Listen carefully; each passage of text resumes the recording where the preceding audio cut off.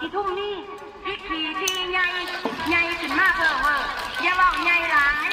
จัดแตกแล้วอย่าเบาใหญ่หลายเฮ้ยป้าเขาขันเจ้าเอายังเราเจ้าป่าค่ะจังสิมาหาดาเราป่าน่านบ้านไปเดี๋ยวสิกว้างทรงสารเด้จังคือหันหน้าเราเจ้าเด้อฐานดูหู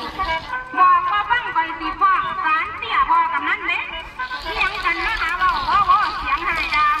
ป้าอยากไอ้ทีนาแม่ว่าไว้ขันว่างเกินไปศูนย์นะเด้ไปสิบอกโอ้มึงสิว่ามึงแน่ร่างดูถูกบ่ว่าหาว่าเฮาดูถูกซ้ำบ่อายหน้าว่าเฮามึงเอาหยังมาเว้าอีทุ่มนี้อย่าปวดเก่งบ่ต้องร้องดอกกีฬากูขอท่าหอดบ่กลัวเอาผลก็คือกันถ้าลูกถ้าเต่าใหญ่มาจากเมืองโคราชพากระเตี้ยวล่ำจันจำคนมาอีทุ่มนี้กับสิ่งผืนเดียวติดโตมาเฮ้ยมาเซาทีไอทีหน้ากูปั้นหมอ